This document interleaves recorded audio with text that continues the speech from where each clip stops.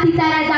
ताजमहाल जर प्रेमाची निशाणी आहे तर शिवनेरी एका सिंहाची कहाणी आहे, एका सिंहाची कहाणी आहे। 300 किलोमीटरची भिंत बांधायला 150 वर्षे लागली, मात्र माझ्या राजांनी अवघ्या 50 वर्षात बांधलेल्या किल्ल्यांची एकंदरीत लांबी 4000 किलोमीटर आहे। चीनच्या त्या भिंतीला आम्ही जगातील एक आश्चर्य मानतो, तर मग हे काय आहे? हे हिंदू प्रभू शिवाजी राजा बांध कर पगड़ी जब तैयार होते, उठा कर तलवार घोड़े पर सवार होते, तो झुकते समंदर के बंदे और कहते काश हम भी मराठा होते, काश हम भी मराठा होते।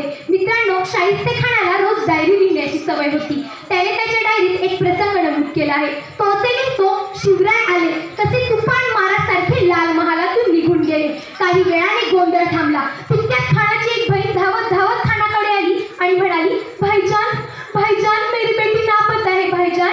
त्यावर आपली बोटे छाटलेला खान स्मित हास्य करत म्हणाला, शिवबाची माणसं तिला पळवणार नाहीतच, आणि जरी त्यांनी पळवले असेल तरी तो शिवबा तिची पोटच्या लेकीसारखी काळजी घेईल।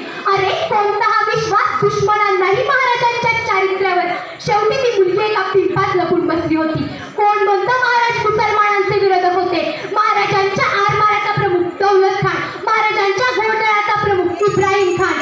एवढंच नव्हे तर महाराजांना अफजल खानाचा वध करण्यासाठी वाघनख्या पाठवणारा मुसमेद खान हाही मुसलमान। पण अशा या माझ्या राजाचा 3 एप्रिल 1680 रोजी मृत्यू झाला। पण महाराजांच्या मृत्यूची बातमी जेव्हा त्यांचा सर्वात मोठा शत्रू औरंगजेबाला समजते, तेव्हा तोही आपले दोन्ही हात त्या खुदाच्या दिशेने वर करतो आणि म्हणतो, या अल्लाह तेरे जन्नत के दरवाजे खुले रखना, क्योंकि तेरा नेक बंदा तेरे पास आ रहा है।